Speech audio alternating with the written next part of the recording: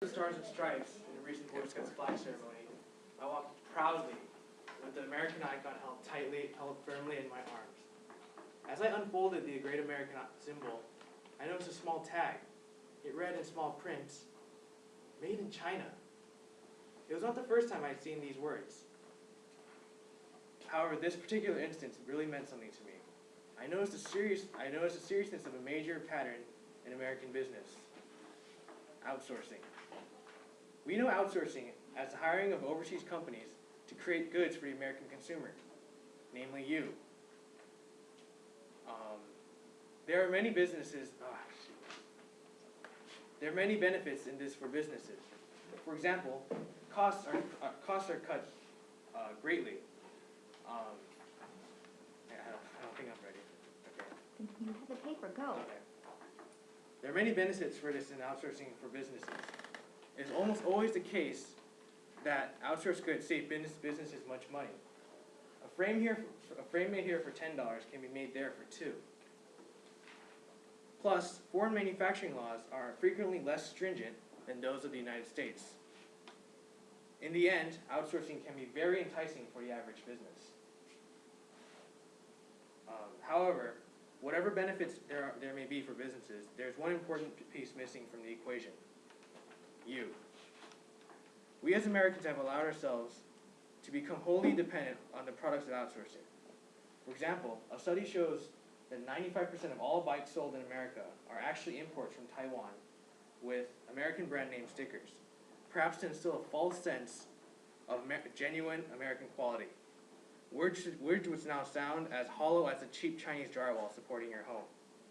A quick informal poll taken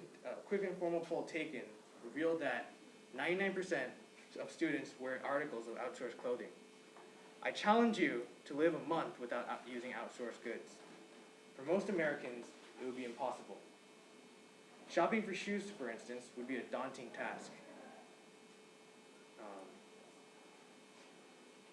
One glance at the rack would reveal Nikes, made in China, Skechers, made in China, Reeboks.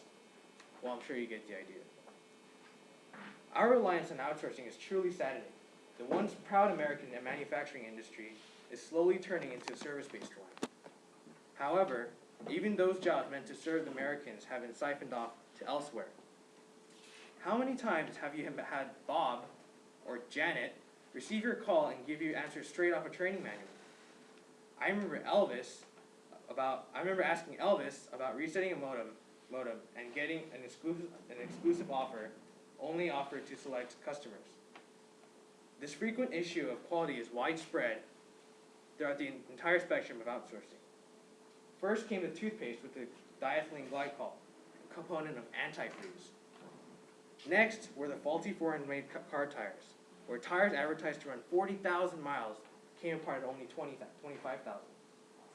Finally, amongst many others, came the issue with the high lead content in children's toys imported from foreign plants. As you can see, we are essentially putting ourselves and our loved ones at risk when we buy products from places where consumer laws are looser. Why do we allow ourselves to be content with substandard products from obscure origins? At the end of the day, the cheap prices of outsourced products are watered down with the oftentimes rickety quality and health risks.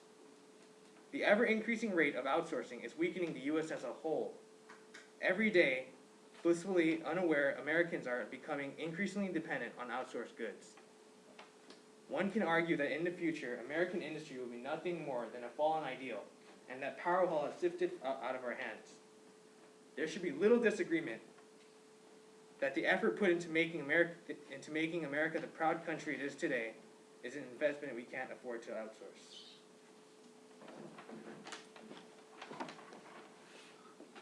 It was 4:20 something.